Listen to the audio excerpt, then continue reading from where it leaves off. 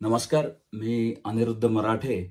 आपल्या सर्वांचं आज ऑक्टोबर 12, 2025 रविवार रोजी हा आठवडा अमेरिकेतून ह्या व्हिडिओ सिरीजच्या 8व्या भागात आपलं स्वागत करतो. ह्या आठवड्यात कोणत्या मुख्य घडामोडी घडल्या, कोणत्या घडामोडी या वृत्तपत्र माध्यमातून किंवा वृत्त माध्यमातून सगळीकडे चर्चिल्या जात होत्या, त्याचा आज आपण आढावा घेणार आहोत. अनेक घडामोडी घडतात, परंतु या आठवड्यातल्या प्रामुख्याने 4 महत्त्वाच्या घडामोडी घडल्या, त्या आपण बघणार आहोत. त्यातील 2 ते 3 घडामोडींच्या विश्लेषणात आपण जास्ती काळ घालवणार आहोत आणि 1-2 घडामोडींचा उल्लेख मी इथे करीन. पहिली घडामोड महत्त्वाची म्हणजे हमास आणि इस्रायल यांच्यामधला जो शांतता करार आहे त्याचा फेज 1 त्याच्या पहिल्या भागाची अंमलबजावणी या आठवड्यात घडली, त्याच्याबद्दल आपण बघणार आहोत. दुसरी घडामोड घडली ती म्हणजे नॅशनल गार्ड ट्रूप्स जे डोनाल्ड ट्रम्प यांना अमेरिकेतल्या काही शहरांमध्ये तैनात करायचे आहेत, त्याच्याबद्दल आपण बोलणार आहोत. तिसरी घडामोड होती ती म्हणजे ट्रम्प यांनी चीनवर 100% आयात कर लावण्याची घोषणा केली. एक 2 दिवसापूर्वीच किंवा कालच ही घोषणा झाली. ह्या घोषणाचे परिणाम काय होतील अजून माहिती नाही, परंतु ह्या घोषणेबद्दल आपण ह्या व्हिडिओमध्ये फारशी चर्चा करणार नाही आहोत. चौथा मुद्दा जो होता तो म्हणजे US सुप्रीम कोर्टच्या समोर ज्या केसेस येतात त्यातल्या 2 केसेसचा उल्लेख मला आज इथे करायचा आहे. त्यातली एक जी केस तिचा निकाल जो आला तो सप्टेंबर 30 रोजीच आला, पण ती अत्यंत महत्त्वाची केस आहे. आणि दुसरी जी केस आहे ती दुसरी केस सुप्रीम कोर्टाच्या या नवीन टर्ममध्ये 1 ऑक्टोबरपासून जी नवीन टर्म सुप्रीम कोर्टाची चालू होते तर त्या टर्ममध्ये त्याची सुनावणी झाली, त्याबद्दल आपण बघणार आहोत. तर सगळ्यात पहिला महत्त्वाचा मुद्दा म्हणजे हमास आणि इस्रायलची शांतता प्रक्रिया आणि त्यातला पहिला टप्पा त्याची अंमलबजावणी ह्याबद्दल आता आपण बघू.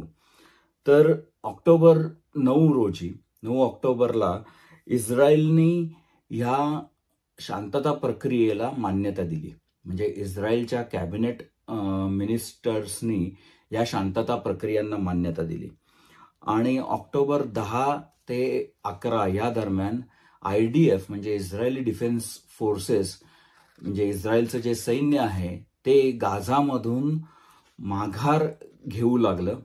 संपूर्ण माघार झालेली नाही, परंतु काही एका ठराविक अंतरापर्यंत त्यांनी माघार घेतली. आणि त्याबरोबर जे पॅलेस्टिनियन नागरिक निर्वासित झाले होते या सर्व काळामध्ये त्यांचे जथेच्या जथे गाझामध्ये परत येऊ लागले. हे फार आश्वासक अशी ही गोष्ट आहे आणि अत्यंत दिलासा देणारी अशी ही गोष्ट आहे. त्याचप्रमाणे पॅलेस्टिनियन लोकांवरचा जे हल्ले इस्रायल करत होतं ते देखील थांबले. तर ह्या तिन्ही घडामोडी अत्यंत महत्त्वाच्या आहेत.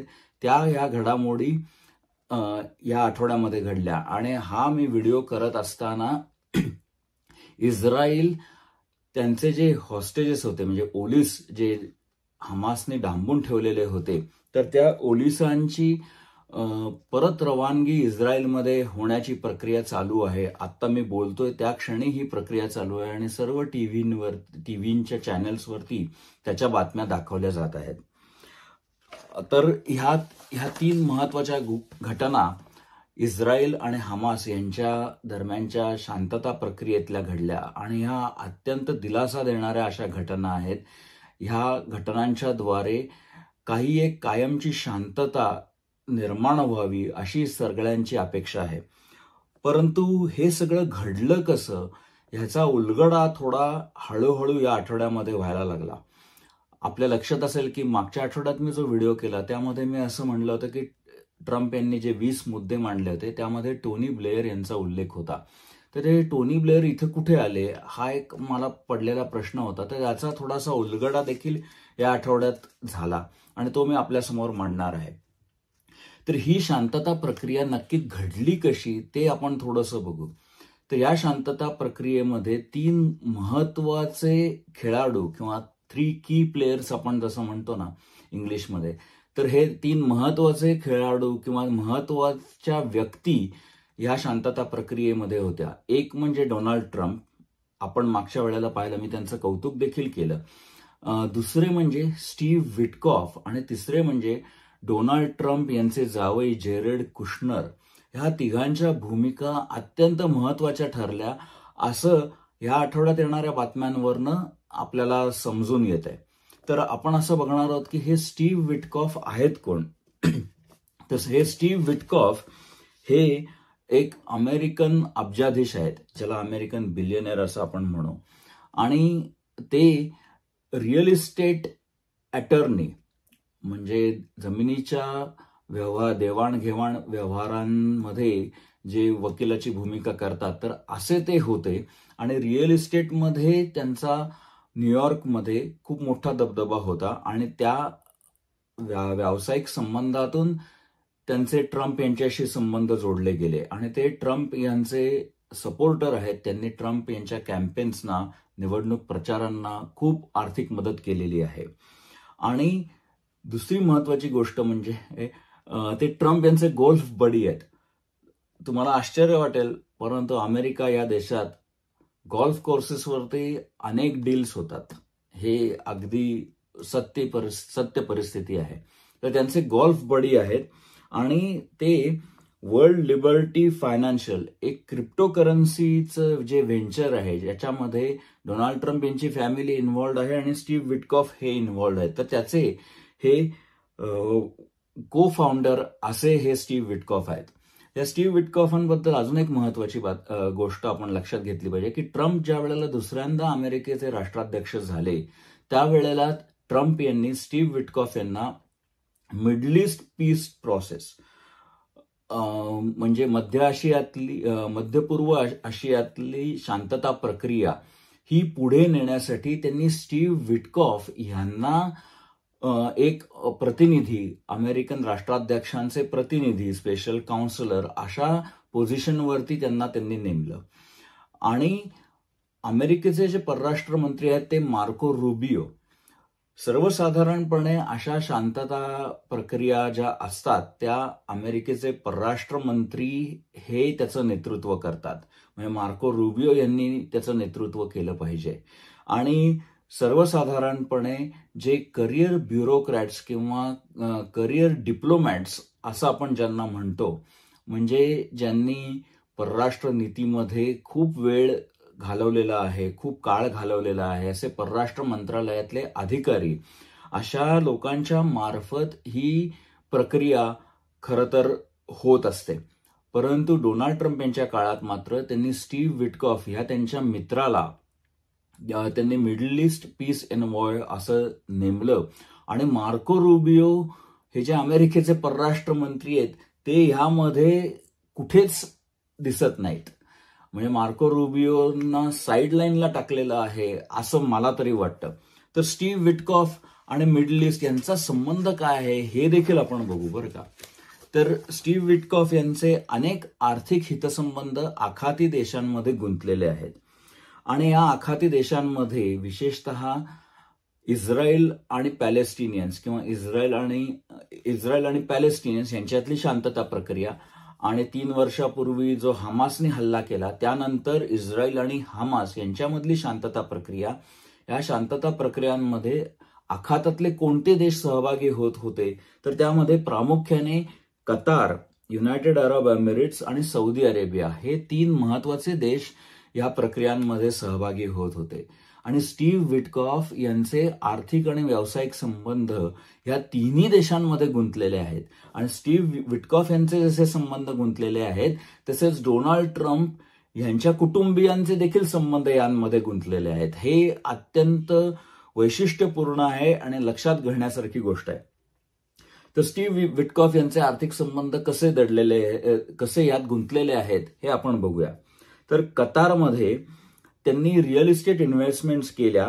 कतार इन्व्हेस्टमेंट ऑथॉरिटी आणि अपोलो ट्रस्ट एक कतार बॅक्ड इन्स्टिट्यूशन आहे, ह्यांच्या मार्फत त्यांनी रिअल इस्टेट डेव्हलपमेंट्स केल्या. त्यांनी अमेरिकेतली मॅनहॅटन मधली पार्क लेन हॉटेल हे जे आहे ही वास्तू त्यांनी कतार इन्व्हेस्टमेंट ऑथॉरिटीला $623 मिलियन $623 मिलियन विकून टाकली. ज्याच्यातनं $260 मिलियन त्यांनी स्वतःच्या इन्स्टिट्यूटवरती जे कर्ज होतं त्या कर्जातनं मुक्तता मिळवण्यासाठी ही त्यांनी विकून हा व्यवहार कतारी इन्व्हेस्टमेंट अथॉरिटी बरोबर त्यांनी हा व्यवहार केला. त्याच्यानंतर अपोलो ट्रस्ट ही जी कतार बॅक्ड एक फायनान्शियल इन्स्टिट्यूट आहे, त्यांनी they invested $100 million in Witkoff group Palm Beach project. Witkoff ग्रुपचं एक जे पाम बीच प्रोजेक्ट जे आहे त्यामध्ये अपोलो ट्रस्ट ही कतारनी बॅक केलेली एंटिटी त्यांनी $100 मिलियन इन्व्हेस्ट केले 2025 मध्ये.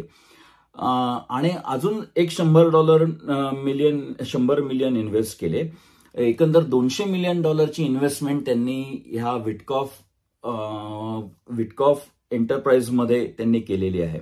त्यांचा मुलगा स्टीव्ह विटकॉफ यांचा मुलगा अलेक्स विटकॉफ त्यांनी $4 बिलियन, बघा आकडे बघा, he pitched $4 billion US commercial real estate fund to Qatari investment authority.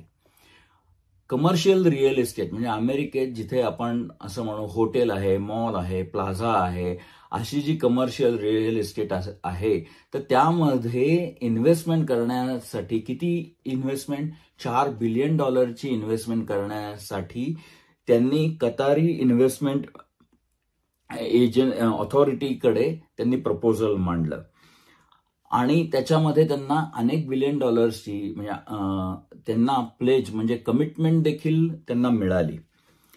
हे झाले कतारमधले स्टीव्ह विटकॉफ यांचे आर्थिक हितसंबंध. आता युनायटेड अरब अमेरिट त्यातले आर्थिक हितसंबंध काय ते आपण बघू.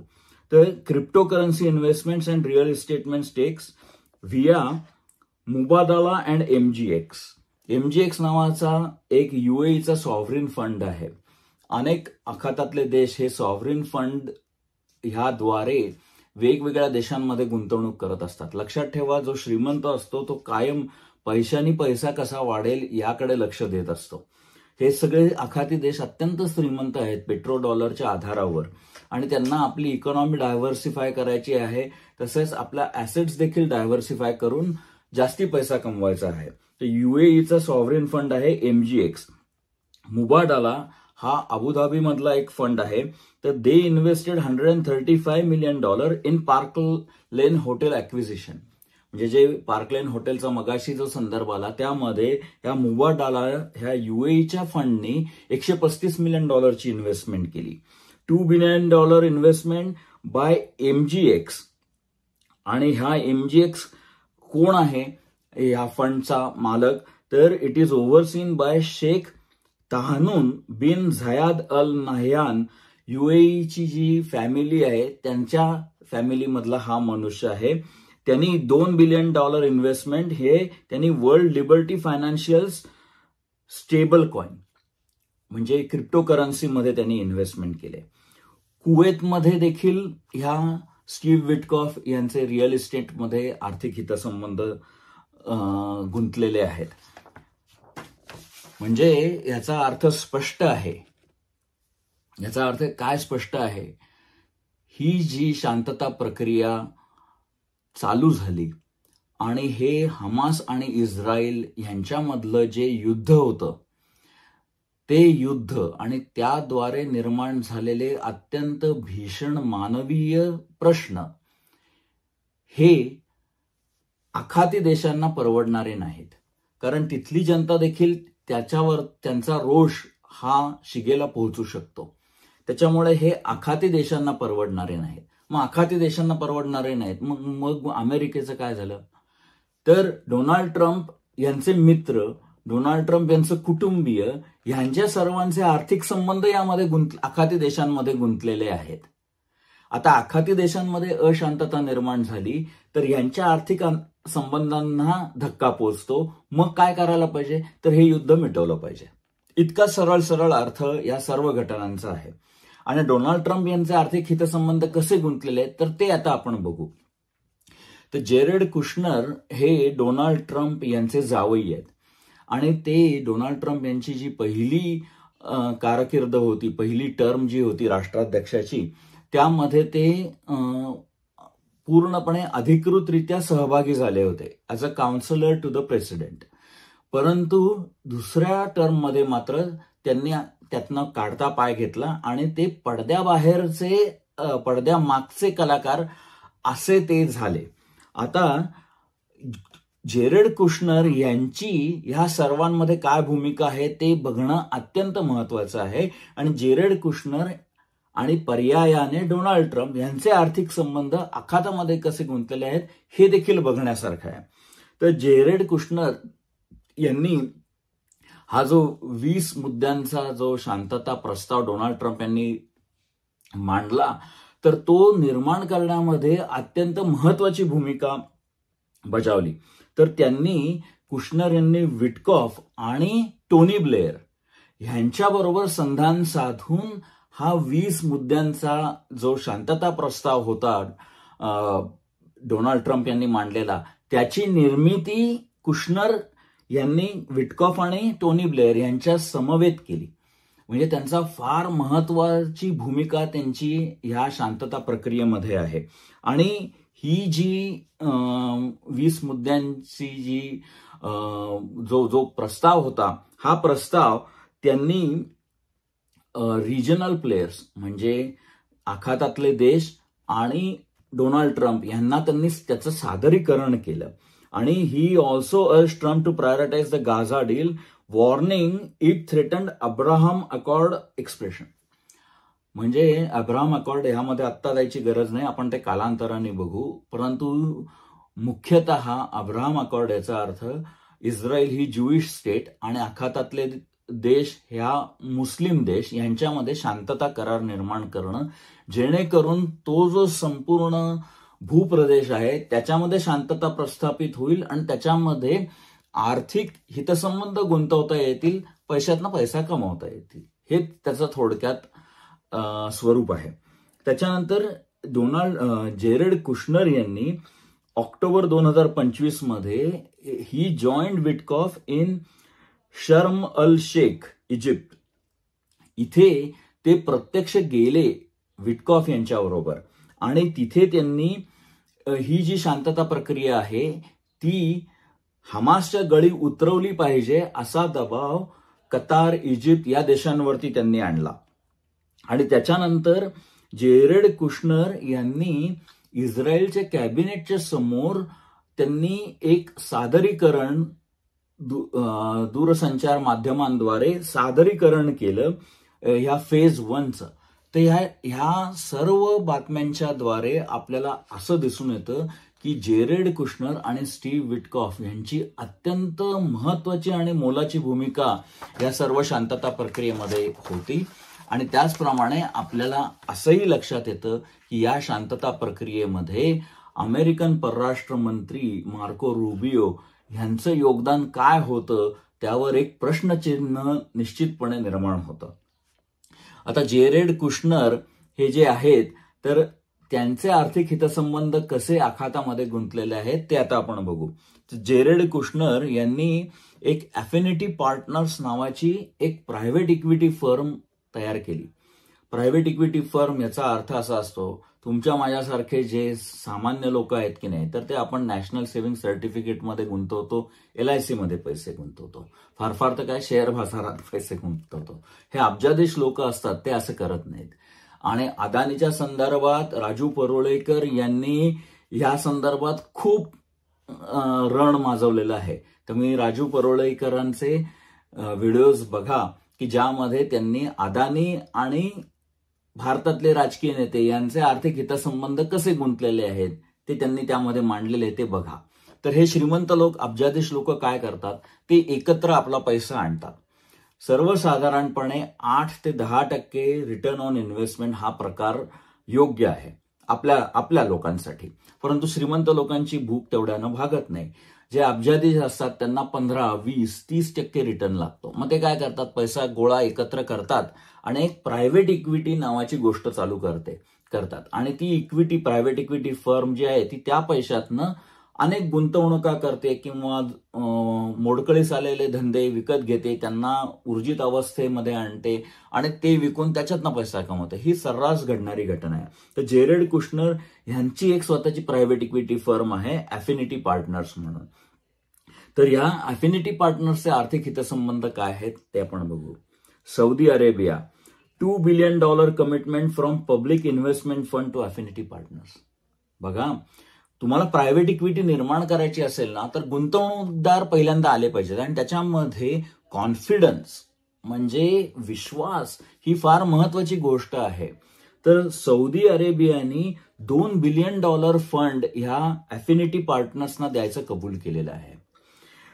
अँकर investment for Affinity's inaugural fund म्हणजे सुरुवाती सीड मनी सारखं आपण म्हणू, used for US Israeli tech and defence deals. $3.36 billion in EA acquisition September 2025 generated $87 million in fees. Fees मधनं $87 million या कुशनर यांना मिळालेले आहेत. No profits return yet. Okay, म्हणजे हे अजून नफ्यामध्ये गेलेलं नाही. युनायटेड अरब एमिरेट्स मध्ये काय $750 million from Lunate Abu Dhabi based sovereign link fund. त्यांच्याकडून $750 million म्हणजे जवळपास $3/4 billion इतके पैसे या युनायटेड अमेरिट्स कडनं आलेले आहेत. आणि म्हणजे ह्या युनायटेड अमेरिट्स कडनं $750 million, सौदी अरेबियाकडनं $2 billion म्हणजे जवळपास $3 billion ची इन्व्हेस्टमेंट आहे. कतारकडनं कतार इन्व्हेस्टमेंट ऑथॉरिटी आपण जे पाहिलं त्यांच्याकडनं $750 million. एवढे सर्व पैसे हे जेरेड कुशनर यांच्या जी काही आर्थिक देवाणघेवाण आहे त्याच्यातून आखातामध्ये गुंतलेले आहेत. आता हे पैसे गुंतवणं, पैसे द्यायची तयारी दाखवणं, ह्या सर्वांना विश्वासाचं वातावरण लागतं. जो माणूस धंदा करतो त्या माणसाला स्टॅबिलिटी म्हणजे स्थैर्य लागतं. स्थैर्य असेल तरच धंदा आपण करू शकतो. जर का रस्त्यामध्ये खून, दरोडे, मारामाऱ्या होत असतील, शहरांवरती बॉम्बफेक होत असेल, जर का जनता क्षुब्ध होत असेल, तर धंदेवाला मनुष्य धंदा करू शकत नाही. आणि त्यात त्याचं काही चूक नाहीये. धंदा करणारी माणसं आहेत हे योग्यच आहे, त्यांना हे स्थैर्य लागतं. आता एवढे बिलियन्स ऑफ डॉलर्स ज्या वेळेला आर्थिक हितसंबंधांमध्ये गुंतलेले असतात, अशा वेळेला शांतता असणं हे अत्यंत महत्वाचं आहे. आणि जेरेड कुशनर आणि स्टीव्ह विटकॉफ यांचे आर्थिक हितसंबंध आखातामध्ये कसे गुंतलेले आहेत हे जर का तुम्ही लक्षात घेतलं तर ही शांतता प्रक्रिया डोनाल्ड ट्रम्प यांनी मस्क्युलर स्ट्रेंथने म्हणजे अत्यंत वजनदारपणे पुढे का नेली असावी याची थोडीशी कल्पना येते. पैसा बोलता है हे सगळ्यात महत्वाची गोष्ट. तर परंतु हे सर्व झालं, या सर्व लोकांची मी पार्श्वभूमी, त्यांचा जो सहभाग होता तो मी सांगितला. परंतु हे सर्व होऊन आज इस्रायली लोकांना त्यांचे ओलीस परत मिळत आहेत. आज लाखो पॅलेस्टिनियन्स गाझामध्ये परत जात आहेत. हजारो पॅलेस्टिनियन कैदी इस्रायलच्या ताब्यातनं सुटत आहेत. ही फार दिलासा देणारी आणि मन उल्हासित करणारी घटना आहे हे निश्चित आहे. ह्याचं पुढे काय होईल आपल्याला माहिती नाही, त्यासाठी आपल्याला वाट बघायला लागेल. परंतु ही शांतता प्रक्रिया पुढे चालू राहावी ही सदिच्छा मात्र आपण सर्वजण व्यक्त करू शकतो. दुसरा जो मुद्दा आहे या आठवड्यातला तो म्हणजे नॅशनल गार्ड डिप्लॉयमेंट्स. आपण मागच्या वेळेला त्याचा ओझरता असा उल्लेख केला होता. तर डोनाल्ड ट्रम्प यांनी ओरेगन आणि शिकागो या 2 शहरांमध्ये नॅशनल गार्ड्सची डिप्लॉयमेंट करायचं ठरवलं. परंतु त्याला कोर्टामध्ये आव्हान दिलं गेलं आणि कोर्टामध्ये आव्हान दिल्या गेल्यामुळे या नॅशनल गार्ड्सची पूर्णपणे डिप्लॉयमेंट होऊ शकली नाही. तर ओरेगनमध्ये साधारणतः 200 ओरेगन आणि कॅलिफोर्नियाचे नॅशनल गार्डचे सैनिक ह्यांना त्यांनी फेडरलाइज केलं. फेडरलाइज करणं याचा अर्थ आहे की नॅशनल गार्ड ही जी संस्था आहे ती राज्याच्या मुख्यमंत्री, त्याला गव्हर्नर असं म्हणतात, राज्याच्या गव्हर्नरच्या अखत्यारीत येते. परंतु परदेशातली युद्ध असतील, पूर आला असेल, नैसर्गिक आपत्तीची स्थिती असेल, अशा वेळेला काही नॅशनल गार्ड्सना अमेरिकन राष्ट्राध्यक्ष फेडरलाइज करू शकतात. म्हणजे त्यांना केंद्र सरकारच्या मदत कार्यासाठी तैनात केलं जातं. त्याप्रमाणे ओरेगनमध्ये साधारणतः 300 ते 400 फेडरलाइज ट्रूप्स आहेत. शिकागोमध्ये 500 ट्रूप्स आहेत, त्यातले 200 टेक्सासमधले आणि 300 इलिनॉय मधले आहेत. शिकागो हे इलिनॉय राज्यात येतं.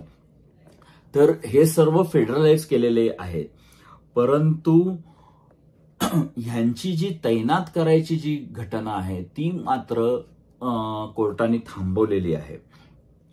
आणि ओरेगनमधली थांबवली कारण कोर्ट म्हणतं इथं असं काही रेबेलियन, मुख्यतः ट्रम्प यांनी असं सांगितलं होतं कायदा सुव्यवस्था आणि रेबेलियन सारखं काही झालेलं आहे म्हणून ते तैनात केले पाहिजेत. म्हणजे पूर आला म्हणून तैनात केले पाहिजे अशी घटना नाहीये हे. परंतु कोर्टाचं असं म्हणणं आहे असं काही घडलेलं नाही. आणि त्याच्यामुळे जोपर्यंत न्यायालयीन प्रक्रिया पूर्ण होत नाही तोपर्यंत त्यांना ते तिथं डिप्लॉय करू शकत नाहीत असे कोर्टाचे आदेश आहेत. आता याला सुप्रीम कोर्टामध्ये चॅलेंज दिलं जातं का नाही हे बघायला लागेल. आणि सुप्रीम कोर्टामध्ये जेव्हा जेव्हा चॅलेंज दिलं गेलेलं आहे त्या वेळेला सुप्रीम कोर्टाने डोनाल्ड ट्रम्प यांची बाजू घेतलेली आहे.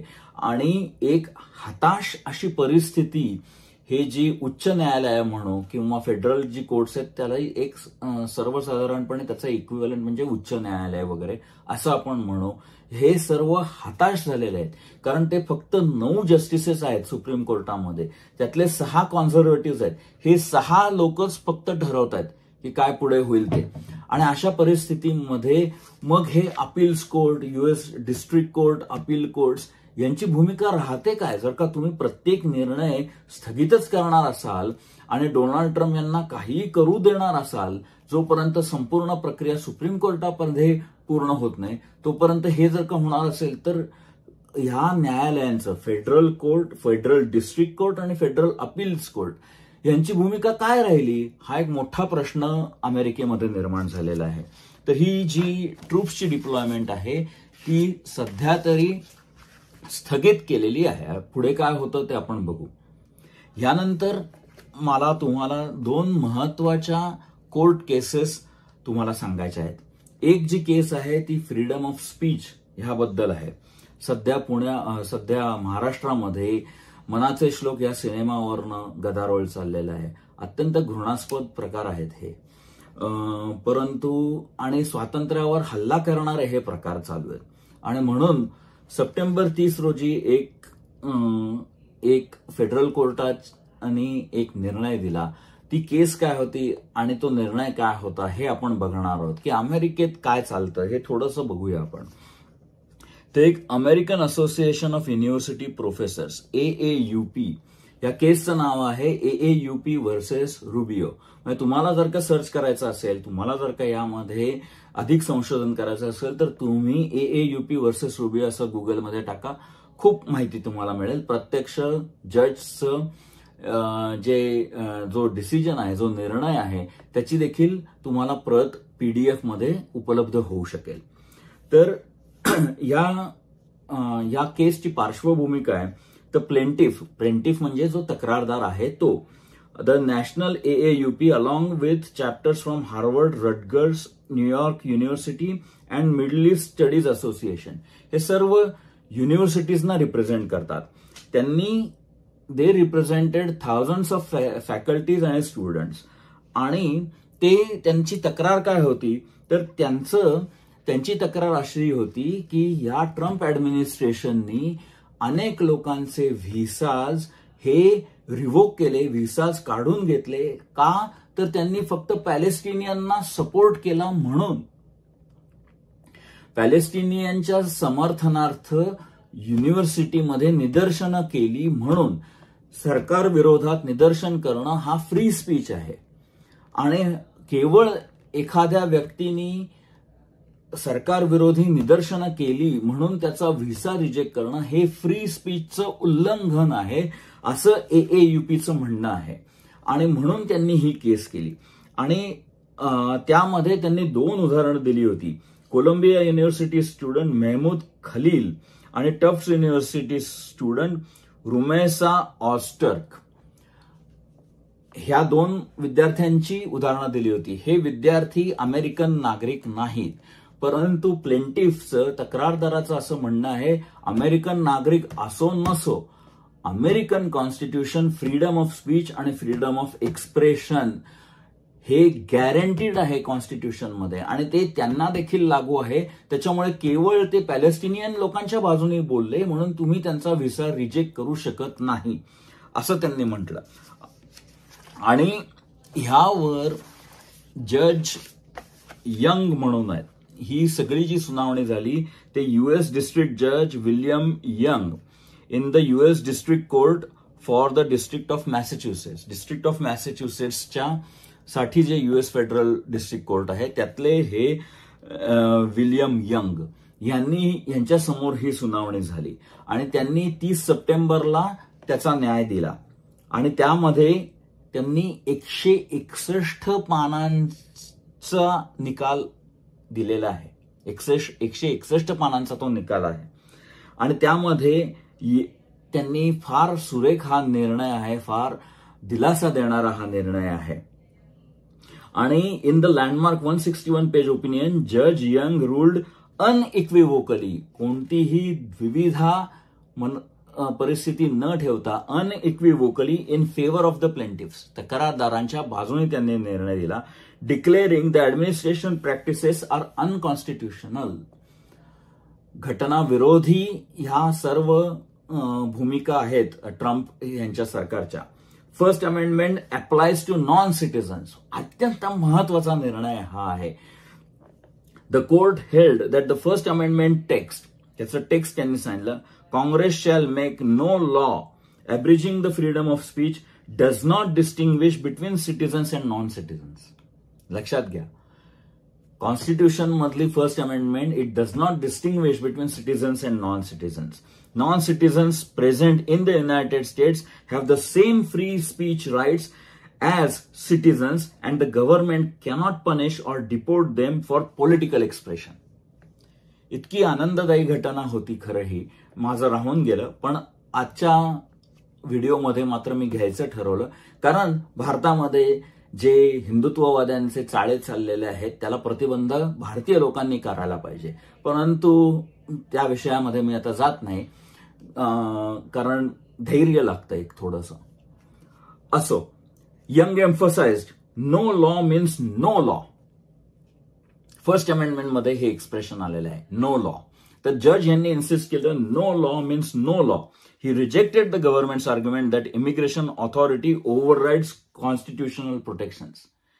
इमिग्रेशनल ऑथॉरिटीज ओव्हरराइड्स कॉन्स्टिट्युशनल प्रोटेक्शन, हा युक्तिवाद तरी कसा काय सरकारच्या तर्फे केला गेला हे मला समजत नाही.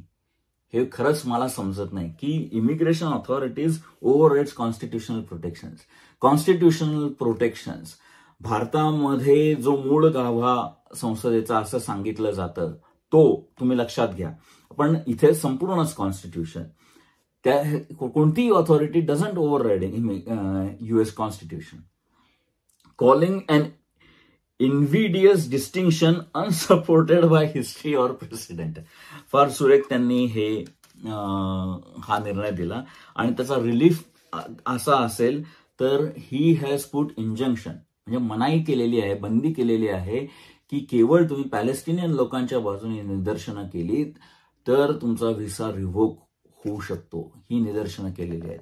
यामध्ये मला अजून थोडंसं खोलात जायचं आहे. अनेक भारतीय लोक असा विचार करतात बरं का की अरे तुम्ही तिथे शिकायला गेलात ना, मग निदर्शनं कशाला करता. हा मूर्खपणाचा प्रश्न आहे. हा प्रश्नच मुळात मूर्ख आहे. लक्षात घ्या, आपण मानव आहोत. मानव प्राणी हा फक्त एकच स्वातंत्र्य घेऊन जन्माला आलेला आहे. बाकी कुठलंही स्वातंत्र्य आपल्याकडे नाही. तुम्ही याचा खोलात जर का विचार केला तर तुमच्या लक्षात येईल की आपल्याकडे कोणतंही स्वातंत्र्य मानवाला नाही. अहो, मानवाला जन्मल्यानंतर 18-20 वर्ष लागतात स्वतःच्या जीवावरती खायला जमवायचं तर. 18 ते 20 वर्ष लागतात. मानवाला ह्या जन्मामध्ये, तो ज्या वेळेला जन्माला येतो त्यामध्ये कोणतंही स्वातंत्र्य नाही, except for one, and that is the freedom of thinking. विचार करण्याचं आणि विचार प्रकट करण्याचं स्वातंत्र्य मात्र मानवाला ईश्वराने दिलेलं आहे, निसर्गाने दिलेलं आहे. ईश्वर भक्त नसाल तर विचार करण्याचं मात्र एक स्वातंत्र्य आपल्याला दिलेलं आहे. आणि अशा वेळेला आपले विचार व्यक्त करायचे नाहीत आणि व्यक्त थोड्याच गोष्टींना करायचं असं बंधन, तुम्ही स्टुडंट्स आहात, तुम्ही निदर्शनं कसली करता असं म्हणणं हा अत्यंत स्वातंत्र्य विरोधी विचार आहे. स्वातंत्र्याचा विचार करताना एक मात्र गोष्ट लक्षात ठेवली पाहिजे की स्वातंत्र्याचे परिणाम देखील असतात. ते परिणाम आपण भोगायला तयार असलं पाहिजे. परंतु मी पॅलेस्टिनियन लोकांच्या विरोधात निदर्शनं केली म्हणजे माझा व्हिसा रिजेक्ट होतो, हा परिणाम मात्र अमान्य करण्यासारखा परिणाम आहे. हा परिणाम कधीही मान्य होणारा नाही, कारण American constitution protects your freedom of speech. आणि असं असल्यामुळे सरकार, कोणतंही सरकार का असोना, ती जर का दमदाटी करत असेल तर त्या विरोधात बोललंच पाहिजे. कोणतंही सरकार कुठेही असू दे, आपण बोललंच पाहिजे, आपण त्याच्या विरोधात उभं राहिलं पाहिजे. त्याच्यामुळे आपण आपली मानसिकता बदलली पाहिजे. निदर्शनं केल्यामुळे व्हिसा रिजेक्ट होणं हा परिणाम अमान्य आहे आणि हा परिणाम कधीही मान्य करता येणार नाही. हा अन्याय आहे, प्रत्येक अन्यायाच्या विरोधात. मग तो अन्याय झाला ना त्या विद्यार्थ्यावर, त्या विद्यार्थ्याचा व्हिसा रिजेक्ट केला, याचा अर्थ काय? अन्याय झाला. मग अन्यायाविरुद्ध तोंड दिलंच पाहिजे. स्वातंत्र्याचं संरक्षण करताना, स्वातंत्र्याचा उपभोग करताना परिणामांची जाणीव असावी आणि परिणामांना सामोरं जाण्याचं प्रचंड धैर्य आपल्या ठिकाणी असावं, हे मात्र तुम्ही लक्षात घ्या. तर हे एक महत्वाचा निर्णय जो कोर्टाचा झाला तो मला तुम्हाला सांगायचा होता. दुसरं एक फार महत्वाची एक केस, इथं साधारणतः सुप्रीम कोर्टाची जी टर्म असते ती 1 ऑक्टोबरला सुरू होते दरवर्षाच्या.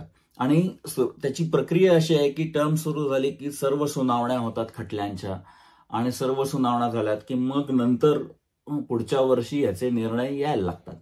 तर इथं एक जी सुनावणी झाली ती सुनावणी अशी होती की गे कन्व्हर्जन थेरपी. आता हे गे कन्व्हर्जन थेरपी काय प्रकार आहे हा आपण बघू. गे लोक आहेत म्हणजे समलिंगी लोक की ज्यांना पुरुषाला पुरुषाबद्दल आकर्षण वाटतं, स्त्रीला स्त्रीबद्दल आकर्षण वाटतं. तर इथल्या ख्रिश्चन लोकांनी एक गे कन्व्हर्जन थेरपी अशी निर्माण केलेली आहे, जी थेरपी बायबलवर आधारित काही गोष्टींवर, बायबलमधल्या काही गोष्टींवर आधारित अशी थेरपी आहे. आणि या थेरपीचं मुख्य स्वरूप हे काउन्सेलिंग म्हणजे बोलण्याची टॉक थेरपी असं त्याचं स्वरूप आहे. या थेरपीचा धिक्कार सर्व मेडिकल असोसिएशन्सनी केलेला आहे. तुम्ही बघा, तुम्ही गुगलवर सर्च करा gay conversion therapy medical and scientific opinion. तर सर्व मेडिकल आणि सायंटिफिक लोकांनी म्हणजे शास्त्रीय दृष्टिकोन असलेल्या संस्थांनी ह्या गे कन्व्हर्जन थेरपीचा धिक्कार आणि अव्हेर असा केलेला आहे. परंतु त्यावर म्हणून कोलोरॅडोनी एक लॉ केला. द कोलोरॅडो स्टॅच्यूट म्हणजे law. Colorado statute prohibits licence providers, ज्यांना काउन्सिलिंग, सायकोलॉजिकल काउन्सिलिंग जे देतात त्यांना licence providers, for example counsellors and psychiatrist. It provides licence providers from engaging in conversion therapy. म्हणजे जे काउन्सिलर्स आहेत त्यांनी या असली कन्व्हर्जन थेरपी अजिबात करायची नाही, कायद्याद्वारे बंदी. For anyone under 18. आणि ते एक महत्वाचं, तुम्ही ऍडल्ट्स असाल तर त्यांना परवानगी आहे, परंतु एनीवन अंडर 18, 18 वर्षाखालील लोकांना ही थेरपी द्यायची नाही. It defines the practice as, आणि ही कन्व्हर्जन थेरपी म्हणजे काय प्रकार आहे तर it defines the practice as efforts to change sexual orientation. म्हणजे एखाद्या पुरुषाला पुरुषाबद्दल आकर्षण वाटत असेल तर ते त्याचे जे विचार आहेत ते बदलून त्याला स्त्रीबद्दल आकर्षण वाटलं पाहिजे, म्हणजे हे त्याच्यात आलं. और जेंडर आयडेंटिटी, एखाद्या स्त्रीला आपण पुरुष आहोत असं वाटत असेल, ही आयडेंटिटी आहे, जेंडरची आयडेंटिटी, की त्यांना असं वाटतं नाही मला पुरुषासारखं राहायचंय किंवा पुरुषाला असं वाटतं मला स्त्रियांसारखं राहायचंय, तर याला जेंडर आयडेंटिटी म्हणतात. ती including reducing same-sex attractions or behaviors or eliminating gender dysphoria. Gender dysphoria याचा अर्थ मी पुरुष आहे परंतु मला आतनं मनातनं असं वाटतं मी स्त्री आहे, किंवा मी स्त्री आहे परंतु मला आतनं असं वाटतं की मी पुरुष आहे. याला जेंडर डिस्फोरिया असं म्हणतात.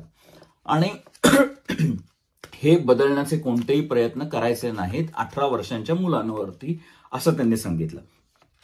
Violations can lead to professional discipline, such as license revocation. त्याचं लायसन्स रिवोक करता येऊ शकेल, बट नो क्रिमिनल पेनल्टीज. परंतु तुम्हाला तुरुंगात मात्र टाकणार नाही, असा कोलोरॅडोचा लॉ आहे. आणि यामध्ये तक्रारदार म्हणजे प्लेंटिफ. तर प्लेंटिफ कोण होती? द केली चिलेस. तर तिने काय आर्ग्यू केलं हे तुम्ही लक्षात घ्या. She argues the ban prevents her from offering faith informed talk therapy. आता प्लेंटिफची जी भूमिका आहे ती फ्री स्पीचच्या भूमिकेत नाही बरं का, लक्षात घ्या. मगाशी मी फ्री स्पीच वरती खूप बोललो आणि प्लेंटिफची भूमिका आहे की माझं हे फ्री स्पीच आहे. कसं फ्री स्पीच ते मी तुम्हाला सांगतो, म्हणजे ते तक्रारीतनं. She argues that the ban prevents her from offering, she is just offering, की असाही एक थेरपीचा प्रकार आहे faith informed talk therapy to minors who voluntarily seek the help. जे स्वतःहून अशी मदत मागतात. हा फार कॉम्प्लिकेटेड विषय आहे तसा.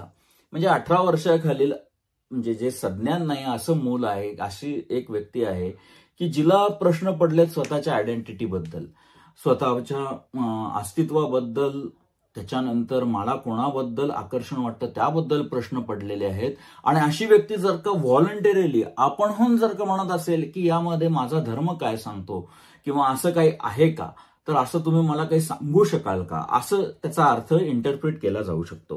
हू voluntarily seek help aligning their identities with their biological sex. म्हणजे मी स्त्री आहे तर मला स्त्रीसारखंच राहता येईल का, याच्यासाठी धर्मावर आधारित किंवा श्रद्धेवर आधारित काही थेरपी आहे का, असं जर का व्हॉलंटरीली सीक केलं तर हा लॉ, ही जी बाई आहे केली चिलेस, तिला हे प्रिव्हेंट करतो. तिला सांगतो नाही नाही तू असं काही सांगायचं नाहीस. आणि तिला रिप्रेझेंट कोण करत आहे तर द अलायन्स डिफेंडिंग फ्रीडम, हे ADF अलायन्स डिफेंडिंग फ्रीडम ही एक वेगळीच संस्था आहे. त्या संस्थेबद्दल आपण नंतर कधीतरी बोलू.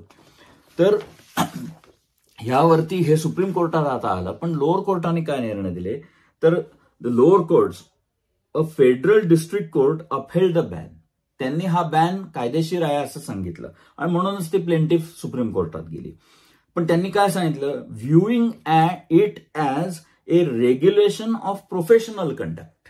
लक्षात घ्या, व्यावसायिक भूमिकेचं रेग्युलेशन आहे हा लॉ, म्हणजे फ्री स्पीचचं नाही. ती एक काउन्सिलर आहे, ती व्यवसाय काउन्सिलिंगचा करते आणि काउन्सिलिंग मधलं जे स्पीच आहे त्याबद्दल हा स्पीच तुला देता येणार नाही, कारण ही थेरपी मेडिकल असोसिएशन्सनी वगैरे सपोर्ट केलेली नाही वगैरे वगैरे.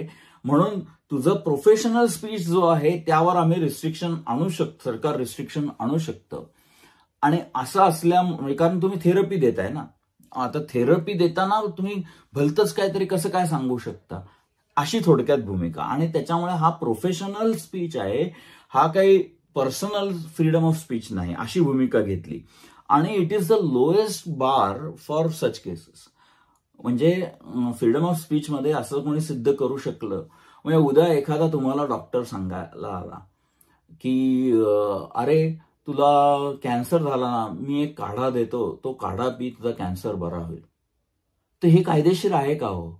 हे कायदेशीर नसलं पाहिजे ना. त्या काढ्यात कोण कसला काढा, कोणत्या वनस्पतीचा काढा, काही माहित नाही. काढ्याने असं डॉक्टर म्हणायला लागला तर काय होईल, असं लोअर कोर्टाचं म्हणणं होतं. आणि म्हणून त्यांनी ह्या लॉवरती, ह्या लॉच्या हा कायदेशीर आहे, हा कायदा कायदेशीर आहे असा निर्णय दिला. आणि आता सुप्रीम कोर्टात जी आर्ग्युमेंट झाली त्यामध्ये काही भूमिका बघण्यासारख्या आहेत. जी आर्ग्युमेंट झाली त्याच्यावरनं असं दिसतं की सुप्रीम कोर्ट हा कायदा रद्द करेल, कारण ते म्हणतील हे फ्रीडम ऑफ स्पीचच्या अगेन्स्ट आहे. हे ते रद्द करतील. आणि ते का करतील ह्याचा आपण जरा थोडक्यात आढावा घेऊ. तर सुप्रीम कोर्टामध्ये 6 जस्टिसेस आहेत, ते कॉन्झर्वेटिव्ह आहेत. ते याच्या बाजूने मतदान करणार, म्हणजे कारण ते धर्मावर आधारित ती थेरपी आहे ना. ही लोक, जी 6 लोक आहेत, ते धर्माच्या विरोधात काही असेल तरी ते खपवून घेणारी लोक नाहीत. त्याच्यामुळे ते असं वाटतच होतं. आणि जी 3 लोक आहेत, त्या 3 लोक जे प्रोग्रेसिव्ह आहेत, लिबरल आहेत, ते या कायद्याच्या बाजूने कदाचित मतदान करतील असं वाटत होतं. परंतु ह्या 6 लोकांमधल्या एक ज्या न्यायाधीश आहेत, त्यांचं नाव आहे एमी कोनी बॅरेट, बरं का. ह्या ट्रम्प यांनी अपॉइंट केलेल्या न्यायाधीश आहेत. त्याही हा कायदा रद्द करायचा अशाच दृष्टिकोनाच्या आहेत. परंतु त्यांनी एक फार सुरेख आर्ग्युमेंट केलं. त्यांनी असं त्या ह्याच्यामध्ये म्हणलं की शी वॉज वरीड की अ रुलिंग अपहोल्डिंग द बॅन, म्हणजे जर का असा न्याय दिला की हा बॅन योग्य आहे, कुड लेट कॉन्झर्वेटिव्ह स्टेट्स, म्हणजे जे ख्रिश्चन कॉन्झर्वेटिव्ह स्टेट्स आहे, तर it will allow conservative states that prohibit gender affirming talk therapy, म्हणजे it will allow the conservative states to prohibit gender affirming talk therapy. म्हणजे जो जर का गे मनुष्य असेल आणि त्याला जर का असं डॉक्टरने सांगितलं की नाही अरे असं असतं, असे अनेक लोक असतात, असे अनेक पुरुष जगात असतात की जे ज्यांना पुरुषांबद्दल आकर्षण वाटतं आणि यामध्ये काहीही गैर नाही, अशी ती टॉक थेरपी असू शकते. पण हे म्हणतील, कोणत्या तरी अजून एका गोष्टीचा आधार घेऊन ही लोक म्हणतील की ह्याच्यावर आम्ही बॅन आणतो, आणि कारण हा बॅन जर का चालणार असेल तर असाही बॅन चालला पाहिजे. हे फार सुरेख आर्ग्युमेंट ह्या एमी कोनी बॅरेट यांनी केलं. एलेना केगन ह्या ओबामा यांनी अपॉइंट केलेल्या जज आहेत, त्यांनी असं आर्ग्यू केलं, seemed open to free speech framing out, but noted therapy's voluntary non-coercive nature. बघा, म्हणजे ह्यांचंही आर्ग्युमेंट चांगलं आहे. म्हणजे ते कायद्याच्या विरोधात हा कायदा रद्द करावा असं त्यांचं मत दिसलं. पण का? कारण हे नॉन कोअर्सिव्ह आहे, हे व्हॉलंटरी आहे. जोपर्यंत माणूस असे प्रश्न विचारत नाही तोपर्यंत ही ऑफर नाही केली जात. विचारला तर केलं जातं, मग काय प्रॉब्लेम आहे? हे फार सुरेख आर्ग्युमेंट आहे. आणि अजून एक लिबरल जस्टिस आहेत, केतनजी ब्राऊन जॅक्सन, ज्यांना बायडन यांनी अपॉइंट केलं. त्यांचंही आर्ग्युमेंट फार छान आहे बरं का. त्या म्हणतात की they are skeptical of Chiles claim emphasising the law targets harmful practices not speech. हे आर्ग्युमेंट फार सुरेख आहे. त्यांचं असं म्हणणं आहे की हा स्पीच नाही आहे, टॉक थेरपी हा स्पीच नाही आहे, तर ही हार्मफुल मेडिकल प्रॅक्टिस आहे, त्याच्यातनं नुकसान होणार आहे, आणि म्हणून त्याच्यावरचा बॅन. जे प्रोफेशनल स्टँडर्ड्स मी तुम्हाला मगाशी लोअर कोर्टाने जसं सांगितलं ना, तसंच यांचं म्हणणं आहे. तर हे कायद्याचा कीस कितीही करायचा, पाडायचा तर पाडता येतो, परंतु असा कीस पाडला गेला पाहिजे. कारण असा कीस ज्या वेळेला पाडला गेला जातो त्या मंथनातून कायद्याचं इम्प्लिमेंटेशन होतं, आणि कायद्याचं इम्प्लिमेंटेशन हे स्वातंत्र्यावर घाला घालणारा असू नये, हे लक्षात घ्या. त्याच्यामुळे मला तरी असं वाटतं की कोर्ट हा बॅन रद्द करेल. परंतु एक महत्वाची केस सुप्रीम कोर्टासमोर आली.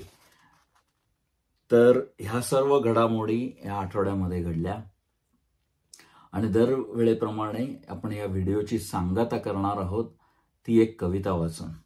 आणि वेळ योग्य आहे ही कविता वाचण्याची. जी कविता मी वाचणार आहे अशी कविता लिहिलेली आहे हे मला माहिती होतं, परंतु मी कधी वाचनात आले नाही आणि मी त्याच्यात कधी विचारातही आलो नाही. परंतु सध्या जे महाराष्ट्रात चाललेलं आहे मनाच्या श्लोकांवरनं, त्यावरनं मला ही कविता वाचावीशी वाटली.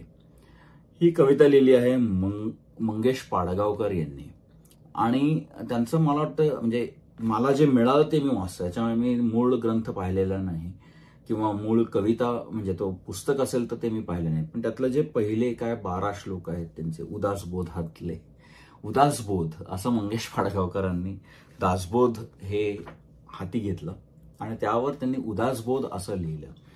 आणि त्यातले हे 12 श्लोक मला सापडले. आता मी पुस्तक शोधीन आणि ते बघीन अजून काही आहे का. पण हे उदासबोधातले 12 श्लोक आज आपण बघणार आहोत. बघा थोडंसं मी ते दासबोध ज्या पद्धतीने म्हणतात ना, ग्रंथाना मुदासबोध गुरु शिष्यांचा संवाद येथ बोलिला विशद भक्ती मार्ग श्रीराम, त्या चालीमध्ये हे मी म्हणणार आहे. आज हयात असते रामदास तर भोवतानी बघूनी हरामदास, अंतरी जाहले असते उदास लागोन चिंता. समर्थाची या सेवका वक्र पाहे, ऐसा गल्ली गल्लीत गुंड आहे. त्यांचे वरी संरक्षण छत्र आहे, पोलीस पुढाऱ्यांचे. घयावळची घटना घडली आहे, त्याच्यामुळे तुम्ही हे लक्षात घेऊ शकता.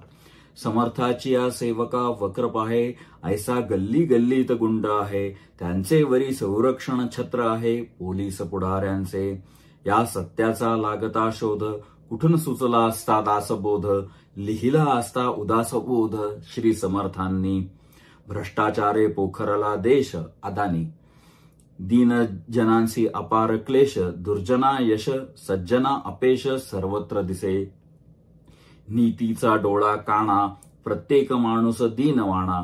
सर्व फोलपटे नाही दाणा, पिकायसे. देवतांसी उचलून धरती, वेडे विद्रे नाच करती. गणपतीचे मिरवणूक बघा. देवतांसी उचलून धरती, वेडे विद्रे नाच करती. भसाड ओसाड आरती, झोकून दारू. कबीर सांगे अल्लाची महती, मुंगीच्या पायी घुंगुर वाजती. तरी ते अल्लाशी ऐकू येती, ऐसे म्हणे. येथे अल्लासी बहिरा मानती, ठणाणा ध्वनिक्षेपक आणती. त्यातून कर्कश बांग हाणती अल्लासाठी. कंडम बरगड्यांच्या जनतेवरी, बिल्डर स्मगलर गुंड राज्य करी. प्रत्येक नेता खिसे भरी, हाती धरून दयांसी. दुष्काळ खणी भुई फाटे, शोष पडून विहीर आटे. काळा कडू गहिवर दाटे, गळ्यात भविष्याच्या. सत्या सामोरे पाहण्यासाठी, त्राण असावे लागे गाठी. भेकड पळपुट्याचे पाठी, हिजडा लागे. ग्रंथ नाम उदासबोध, कवी जनतेचा संवाद. काळा कडू आतला विषाद, हलका केला. मंगेश पाडगावकरांची उदासबोध ही कविता. मला जे हाताला आलं ते मी वाचलं. विचार करा, आपण जन्माला येतो ते एकच स्वातंत्र्य हातात घेऊन येतो, ते म्हणजे विचार करण्याचं स्वातंत्र्य आणि विचार व्यक्त करण्याचं स्वातंत्र्य. लहान मुलाला बघा ना तुम्ही, लहान मूल विचार करतं का हो? सुरून मी रडतोय, लहान मूल विचार करतं का? नाही, मनात आलं ते झालं. आरडाओरडा चालू होतो लहान मुलाचा. तेवढं एकच स्वातंत्र्य, विचार करण्याचं आणि विचार व्यक्त करण्याचं, एवढं एकच स्वातंत्र्य घेऊन मनुष्य जन्माला आलेला आहे. त्याच्यामुळे अशा स्वातंत्र्यावरती जो कोणी हल्ला करेल त्या हल्ल्याला परतवून लावणं हे आपलं महत्वाचं काम आहे. असं आयुष्य जगलं नाही तर त्या आयुष्याच्या जगण्याला काही अर्थ नाही, असं मला स्वतःला वाटतं. Truth is always at the source. लक्षात घ्या, the truth is always at the source. सत्य हे उगमापाशीच हाताला येत. नमस्कार.